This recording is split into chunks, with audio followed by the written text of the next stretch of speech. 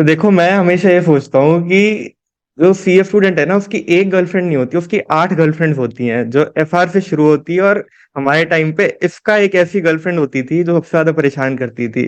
तो और कोई गर्लफ्रेंड बनाने का तो मौका नहीं मिलता सीए की लाइफ में। ये 8 गर्लफ्रेंड्स को आप टैकल कर लो, यही बहुत बड़ी बात है।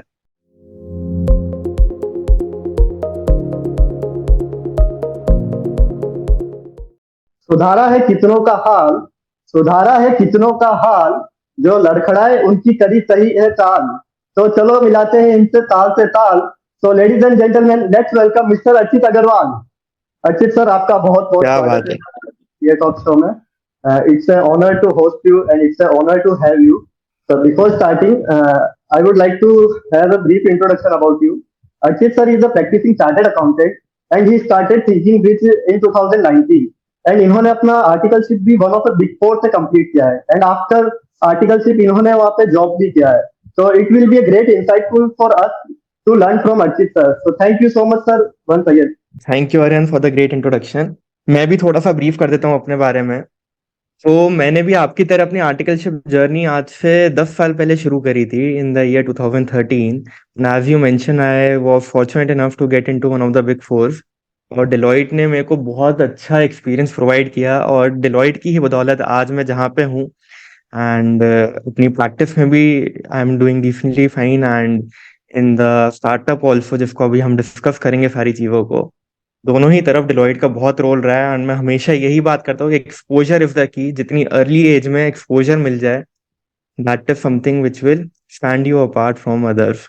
हाँ सर जी। जैसा कि आपने बताया कि आपकी आर्टिकलशिप आपने बिग फोर में की है, तो हमने काफी सुना है कि बिग फोर में बहुत काम कराया जाता है।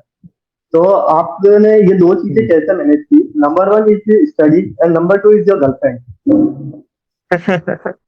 तो देखो, मैं हमेशा ये सोचता हूँ कि जो सीए स्टूडेंट है ना, उसकी एक गर्लफ्रेंड नहीं होती, उसकी 8 गर्लफ्रेंड्स होती हैं, जो एफआर से शुरू होती है। और हमारे टाइम पे इसका एक ऐसी गर्लफ्रेंड होती थी जो सबसे ज्यादा परेशान करती थी।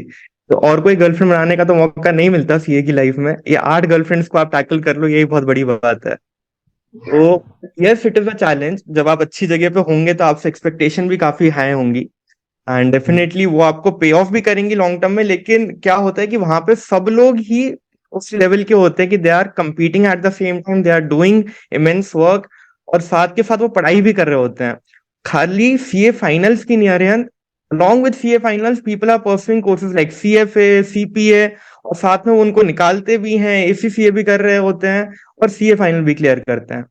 तो जो वहां पे वर्क कल्चर होता है और जो स्टडी कल्चर होता है, मेरे को लगता है कि वो साथ में, जब आपके 100 लोग उस तरीके से तैयारी कर रहे होते हैं, तो आपको प्रेशर फील नहीं होता, और आपको लगता है ये सिस्टम का पार्ट है, आराम से सारे एग्जाम्स निकल जाएंगे। तो this is how it is. मैं आपको शुरुआत से बताता हूँ सारी चीजें। तो 2012 में I pass out from my school, and then 2013 में आई गेव माई इंटरमीडिएट। और both group fortunately first attempt में क्लियर हो गए थे। और पेरेंट्स की भी हमेशा इच्छा ये रहती है, और हमारा भी सपना ये रहता है कि भाई एक अच्छी फर्म से आर्टिकलशिप हो। और वो opportunity fortunately within 1 week of result मेरा 2-3 बिग फोर्स में हो गया था, क्योंकि उस टाइम पे जमाना ये था कि भाई आपका अगर एग्जाम फर्स्ट अटेम्प्ट में निकल गए हैं तो आपको अपॉर्चुनिटी फिर भी मिल जाया करती थी। तो वहां पे फिर हमारी ये चीज हुई कि I started my journey with Deloitte, और मेरे साथ एक 4 फ्रेंड्स का ग्रुप था, और सभी का बिग फोर में हो गया था। तो यहाँ पे मैं इंपॉर्टेंस आपको बताना चाहता हूँ, जो पीयर ग्रुप है आपका, वो इतना अच्छा होना चाहिए। वरना सीए की जर्नी आपकी एकदम, आपको लगेगा कि आइसोलेटेड है, और बहुत लोग डिप्रेशन में चले जाते हैं अगर आपका पीयर ग्रुप अच्छा नहीं है। तो आई नो कि आरवीजी तो इसमें बहुत अच्छा काम कर रहा है, और आपके साथ बहुत अच्छा एक ग्रुप सर्कल रहता है, जो कि पूरे टाइम आपके साथ सपोर्ट में खड़े रहते हैं। So this was the case with me also. तो मेरे साथ बहुत अच्छा पीयर ग्रुप था, हम सबका बिग फोर में हुआ। और एक दूसरे से जो हमने लर्निंग गैदर करी, और जो आपने बात करी कि भाई जो प्रेशर था वो हैंडल करा, वो डिवाइड किया अलोंग विद द स्टडीज, और वो हमको हेल्प करा to clear our CA finals in the first attempt at an early age. तो this was the brief journey in just 1 minute. और बाकी मैं आपको डिटेल में जैसे जैसे आप पूछोगे सारी चीजें बताता जाऊंगा। बिल्कुल। राइट। तो जैसा आपने कहा कि लाइक आरबीबी, तो I think RBB is a great great hostel. यहाँ ना सिर्फ आप like it's an accommodation, it's more than N accommodation. You have many new friends. Like आपके ऐसे दोस्त बन जाते हैं जो आपकी जिंदगी भर साथ रहते हैं and you actually made a great connection. आपको बहुत अपॉर्चुनिटीज मिलती है यहाँ पे ग्रो करने के लिए and I think it's an holistic development going on here. So it's great that you mentioned RVG. So thank you so much, sir.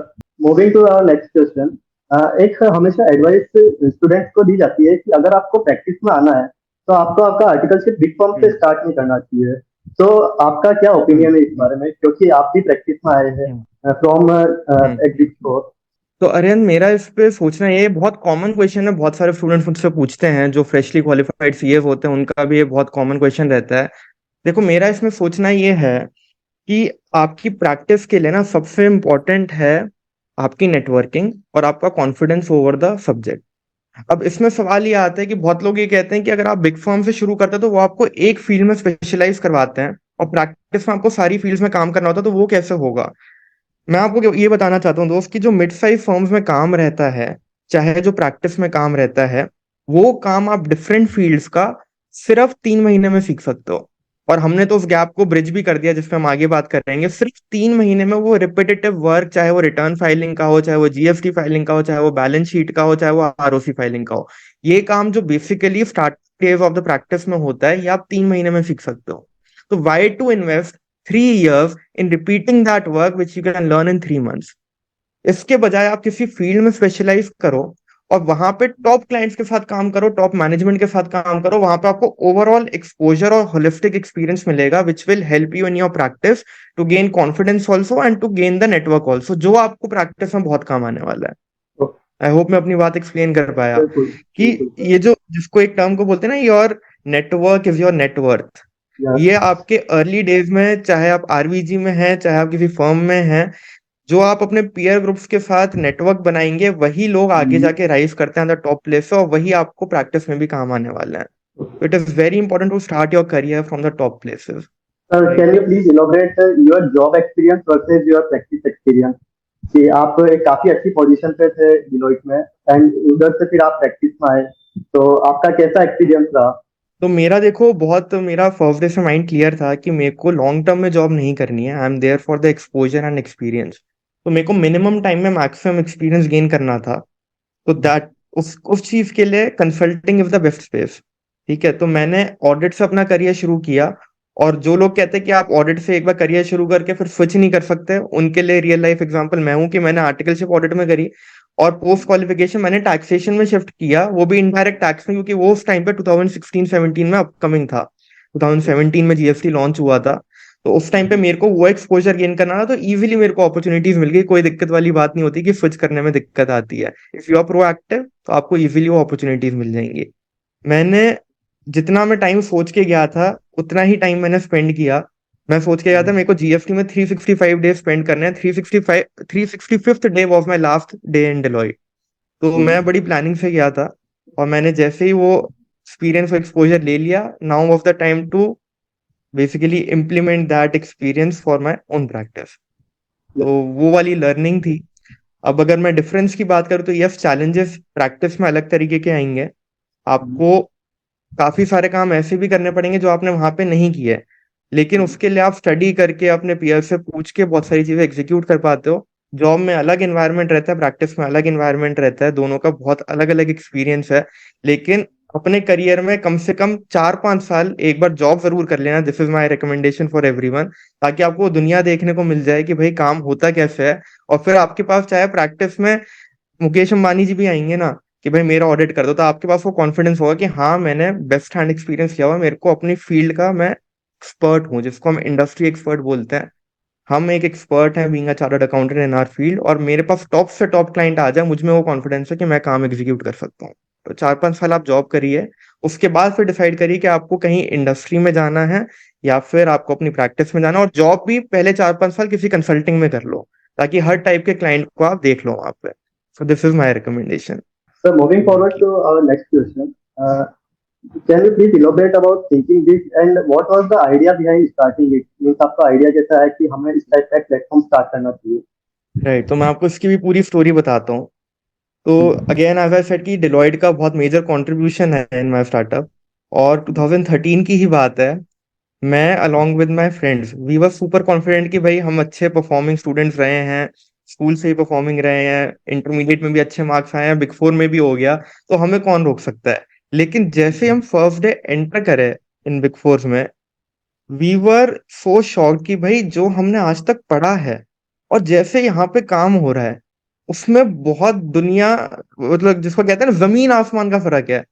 दुनिया Yes. ही अलग थी वो। Mhm. अब तो फिर भी बहुत सारी चीजें होने लग गई हैं, बहुत सारी ट्रेनिंग्स होने लग गई हैं, हमारा जैसे प्लेटफॉर्म है। लेकिन अगर मैं 2013 की बात करूं तो वहां पे जो हमने पढ़ा था, और आपको पता है कि आईटीटी ओसी ट्रेनिंग जो होती है इंस्टीट्यूट की वो कैसी होती हैं, उसमें एक्सेल भी कैसा सिखाया जाता है। तो हम उस लर्निंग के बाद जैसे ही मैं डिलॉयट में एंटर करा, मैंने देखा कि भाई यहाँ पे तो काम क्या हो रहा है और जो हमको पढ़ाया गया हमारी करिकुलम में उसमें बहुत डिफरेंस है। एक वो गैप था जो हमेशा माइंड में स्टक रहा कि यार इस प्रैक्टिकल गैप को हमको ब्रिज करना है। जो ये प्रैक्टिकल लर्निंग यहाँ पे मिल रही है और जो हमारे करिकुलम में हमको थ्योरेटिकल लर्निंग प्रोवाइड करी गई है वैसे काम नहीं होता। जब इसमें इतना बड़ा गैप है, अगर हम इस गैप को ब्रिज करेंगे तो it will be a win win situation for everyone. कैसे? कि कैंडिडेट को ये पता होगा कि भाई इस तरीके से यहाँ पे प्रैक्टिकली काम होता है, सपोजिंगली ऑडिट की फील्ड में, तो वो इजीली अपना करियर टॉप प्लेसेस से शुरू कर पाएगा अगर उसके पास वो प्रैक्टिकल नॉलेज पहले ही होगी जैसे वहां पे काम होता है। दूसरा एक बहुत बड़ा कंफ्यूजन था हमारा कि सर हमको कहाँ जाना है। हमको जाना चाहिए ऑडिट में, हमको इंटरनल ऑडिट में जाना चाहिए, हमको टैक्सेशन में जाना चाहिए, हमको ट्रांसफर प्राइसिंग में जाना चाहिए, हमको अपना करियर पाथ ही नहीं समझ आ रहा। तो वो करियर क्लैरिटी भी अगर हमको पहले से पता होगा कि प्रैक्टिकली काम कैसे होता है, that career decision we can take easily.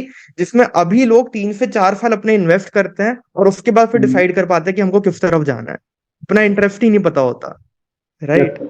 तो these are the two wins which I thought कि भाई इस गैप को ब्रिज करके हम अचीव कर सकते हैं।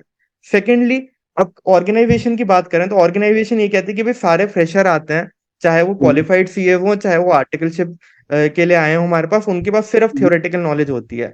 What if Mhm. अगर वो फर्स्ट डे से ही ट्रेन्ड पर्सन हो तो we can deploy them from day one to the client. और बाकी वो फिर बहुत अच्छे होंगे क्योंकि उनके पास एक प्रैक्टिकल एज होगी। So it will be a win-win situation for the organization also कि that they'll gain a practical edge, that they'll gain a practically trained candidate from day one। तो दोनों के लिए विन विन हो गई, एक तो स्टूडेंट के लिए भी और दूसरा ऑर्गेनाइजेशन के लिए भी। 2013 से ये माइंड में स्टक था कि सीए बनने के बाद इस पे काम करेंगे, और फिर 2017 में इस पे काम करना शुरू किया।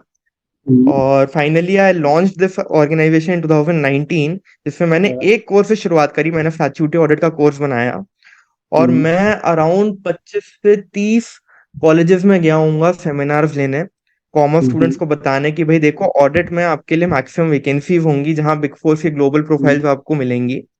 Mhm. साथ ही साथ मैंने एनआईआरसी के प्लेटफॉर्म्स पे, आईसीआई के प्लेटफॉर्म से रिप्रेजेंट करना शुरू किया। अराउंड मैंने 2019 में कोविड से पहले 500 लोगों को ऑफलाइन ट्रेन किया, चाहे वो Okay. एसआरसीसी जैसा कॉलेज हो चाहे वो आपको औरबिंदो जैसा कॉलेज हो दिल्ली दिल्ली यूनिवर्सिटी में।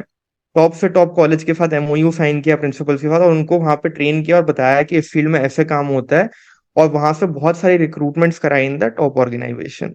तो जैसे ही हमने ट्रेन किया उसके बाद मेरे को ये था कि भाई एक तरफ हो गई ट्रेनिंग, मैं इन कैंडिडेट्स को Mhm. प्लेस भी कराऊंगा अपने ही प्लेटफॉर्म से। Okay. तो thereafter I went to the top firms of Delhi. मैं पहली ही Mhm. फर्म में गया था जो टॉप 10 फर्म्स में आती है। उन्होंने Mhm. कहा कि अर्चित हम आपके बंदों को तो प्लेस कर ही लेंगे अपने पास, इतनी अच्छी प्रैक्टिकल स्किल्स है उनके पास, साथ ही Mhm. साथ आपका मॉड्यूल इतना अच्छा लग रहा है कि हमारे इन हाउस स्टाफ जो 300 लोगों का है उनको भी ट्रेन कर दो। तो Okay. जिन फर्म से हम अपना करियर शुरू करने का सोचते थे, आज वहां बैठ के मैं उन्हीं के स्टाफ को ट्रेन कर रहा था। This was a big achievement for me कि भाई मेरा मॉड्यूल इतना सक्सेसफुल हुआ कि इतना पसंद आया सारी टॉप फर्म्स को। They wanted me to Mhm. Train their in house staff also. तो वो भी किया, बहुत सारे काम करे। फिर कोविड आया आपका, तो कोविड ने हमको एक अपॉर्चुनिटी दी कि भाई Mhm. हम इसको ऑनलाइन माइग्रेट कर लें। पहले एक कोर्स था, ऑडिट का Mhm. कोर्स था, ऑडिट को मैंने माइग्रेट किया ऑनलाइन, बहुत अच्छा Mhm. रिस्पॉन्स आया। Mhm. फिर मैं डिफरेंट डिफरेंट कोर्सेज में मैंने इसको डाइवर्सिफाई किया, अपने कोलीग्स को रीच आउट किया कि we are getting a very good response from everyone, student community also and Mhm. Professional chartered accountants also and from the organizations too.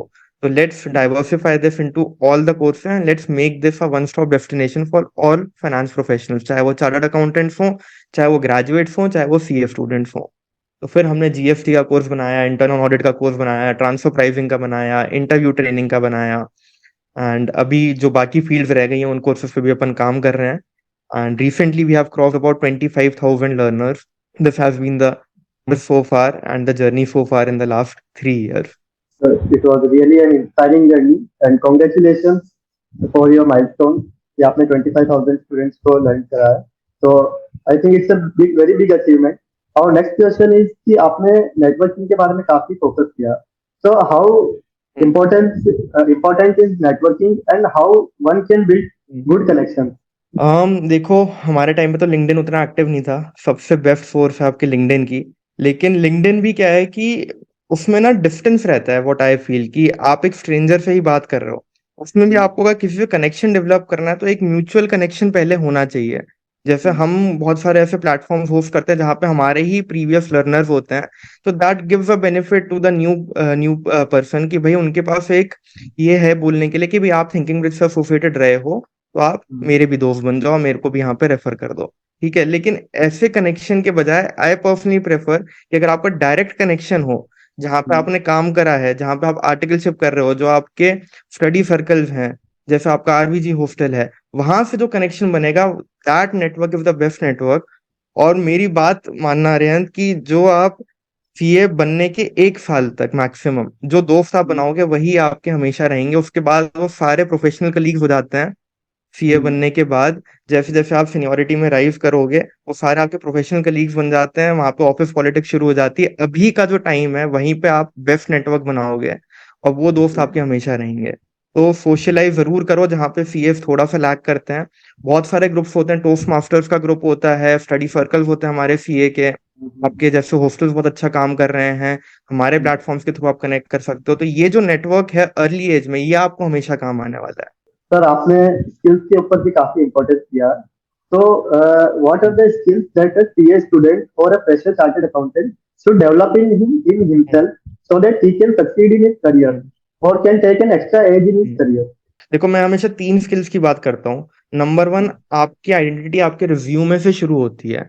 आपका रिज्यूमे ऐसा होना चाहिए कि जैसे आप हो एज इट इज रिक्रूटर को पता चल जाए विद इन 30 सेकेंड. आपका रिज्यूमे इतना टॉप क्लास होना चाहिए. एक पेज में आपकी पूरी समरी होनी चाहिए आपकी लाइफ की अभी तक की, और आपकी पर्सनालिटी ट्रेड्स भी उसमें रिफ्लेक्ट होनी चाहिए. सबसे पहले रिज्यूमे आपका टॉप क्लास होना चाहिए. That is one very important skill which is required. और उसका तरीका ये होता है कि आपको हर महीने अपना रिज्यूमे अपडेट करना है. लोग बना के छोड़ देते हैं. रिज्यूमे ऐसी चीज है कि जो आपको बाकियों के रिज्यूम में अच्छी अच्छी चीजें दिख रही है, अपने में इंप्लीमेंट करते जाओ और अपने रिज्यूमे को अपडेट करते जाओ. Number 1 resume.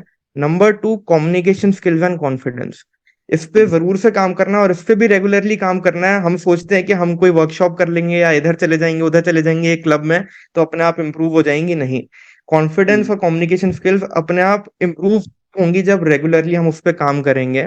हम डिफरेंट डिफरेंट ऐसी पॉडकास्ट अटेंड करेंगे, डिफरेंट डिफरेंट जगहों पे जाएंगे, लोगों से बात करेंगे, तब जाके हमारी कम्युनिकेशन स्किल्स पे और कॉन्फिडेंस पे काम होगा.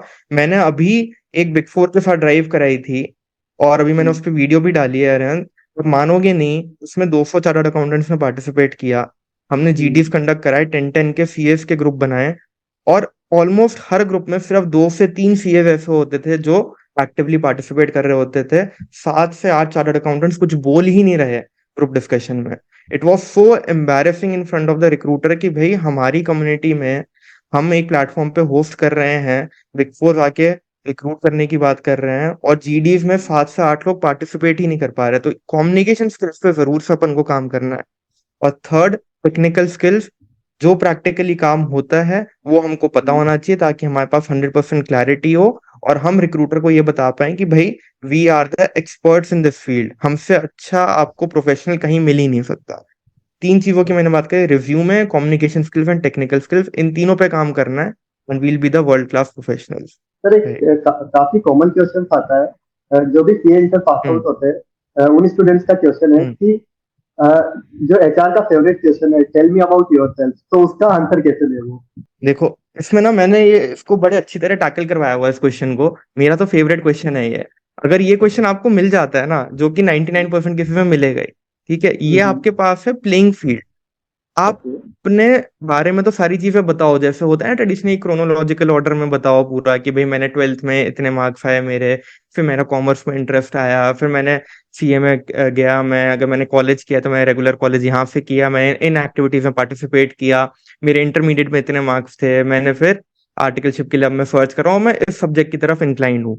अब यहाँ पे एंड में आप ऐसा एक ड्राइवर दे दो, एक ऐसा क्वेश्चन दे दो रिक्रूटर को कि आपका अगला सवाल रिक्रूटर उसी में से पूछे। फॉर एग्जाम्पल, मैं ये बोलता हूँ कि मान लो किसी ने हमारा कोर्स करा हुआ है, तो मैं उसको रिकमेंड करता हूँ कि आप ये बोल दो, अगर आप स्टैट्यूटरी ऑडिट के इंटरव्यू के लिए गए और आपने हमारा ऑडिट वाला कोर्स करा हुआ है, तो रिक्रूटर को बोल दो कि I recently did a practical course on audit wherein I learn how to do audit practically, और जिसमें हमने कॉम्प्रिहेंसिवली लर्न किया how to apply the substantive auditing procedures in different areas like cash and bank, operating expenses, and how to check the various audit assertion starting from this.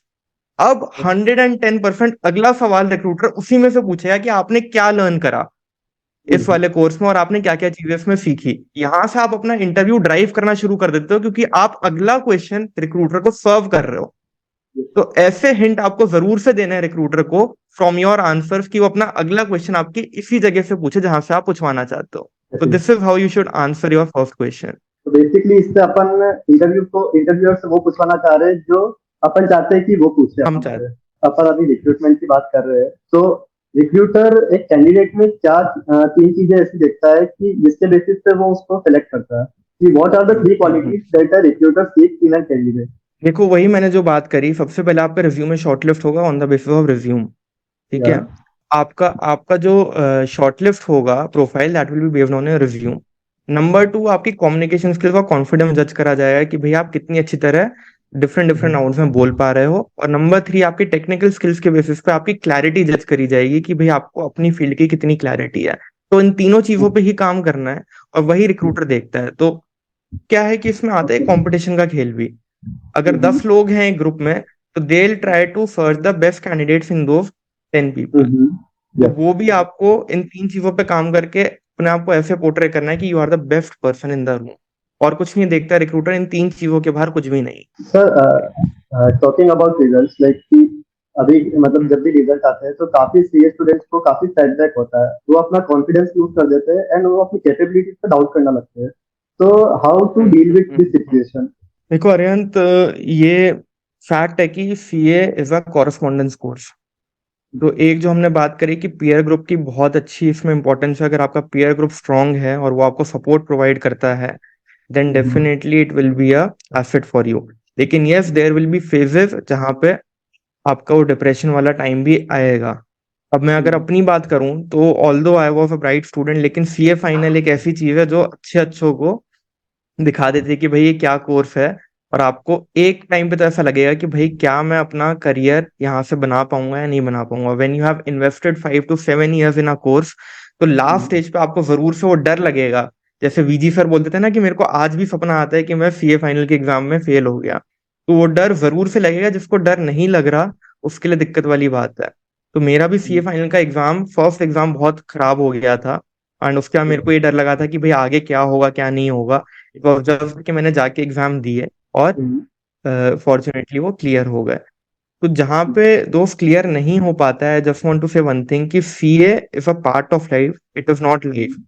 अगर अभी clear नहीं हुआ, तो हम उन चीजों पे काम करेंगे जिन चीजों में हम लैक कर रहे थे पहले। जैसे कि आपको रिटन प्रैक्टिस जरूर से करनी है। One thing which work for me in every exam was कि मैंने हर पेपर के, हर सब्जेक्ट के 3 3 पेपर प्रीवियस अटेम्प्ट के पूरे एग्जाम एनवायरनमेंट में बैठ के घर पे दिए थे, 3 घंटे लगा के पूरे रिटर्न तरीके से, कि 3 घंटे में मैं कैसा परफॉर्म करता हूँ हर सब्जेक्ट के। जो हम ट्वेल्थ में करते थे, आपको याद हो, यूआई के पेपर्स करते थे, और 10 10 paper, pre board, board exam, सारी चीज हम करते थे वहां पे। वही चीज मैंने इंप्लीमेंट करी सीए एग्जाम्स के लिए, and that was one thing which worked for me.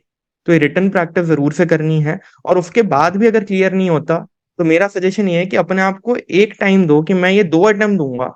In 2 attempt में क्लियर हुआ तो ठीक, नहीं तो मैं कहीं और माइग्रेट करूँ। CA is just a part of life. इसको ऐसा मत बनाइए कि मेरे को पता है कि ये लगता है कि भाई 5 साल हमने इन्वेस्ट कर लिया है, लेकिन जब हम उस फेज से आगे बढ़ जाएंगे, तो 2 साल बाद हम रियलाइज करेंगे जब हम किसी कॉर्पोरेट में होंगे कि भाई ठीक है, मैं एक पॉइंट पे यहाँ पे स्टक था, लेकिन अब मैं उससे आगे बढ़ चुका हूँ। अभी के लिए आपको एक वो स्टेप लेना पड़ेगा। You have to set a deadline कि मैं 2 अटेम्प्ट दूंगा मैक्सिमम, उसमें क्लियर हुआ तो ठीक, नहीं तो मैं आगे बढ़ूंगा, कोई और कोर्स परस्यू करूंगा। सर, जाने से पहले आपके लिए कुछ बोलना चाहेंगे कि लोगों को प्रैक्टिकली ऑडिट सिखाकर देते हैं ये इनका ज्ञान, लोगों को प्रैक्टिकली ऑडिट सिखाकर देते हैं ये इनका ज्ञान, कितनों के प्लेसमेंट करवा कर दिलाया है उनको इन्होंने सही मुकाम, तो लेडीज एंड जेंटलमैन, ये थे अर्चित आज के पॉडकास्ट की शान। तो thank you so much sir for giving your precious time, and it was a great fun interacting with you. Thank you so much sir. Thank you so much Ariyan, thank you so much. बहुत अच्छी आपने शेरो शायरी और poems लिखी हुई हैं। बहुत ही बढ़िया, great, it was great to attend your podcast. And definitely भी आरवी जी बहुत अच्छा काम कर रहा है। और मैं तो आपको ये रिकमेंड करूंगा कि जितना आपका सक्सेसफुल मॉडल मुंबई में है, सेम इम्प्लीमेंट करो दिल्ली में। दिल्ली में भी बहुत लोग हैं जो लक्ष्मी नगर एरिया में आते हैं, और यहाँ पे आरवीजी जैसे हॉस्टल्स की बहुत डिमांड है। डेफिनेटली यहाँ पे भी एक ब्रांच खोलने का जरूर से सोचिए। And I wish you all the very best for your CA journey as well. Thank you so much sir.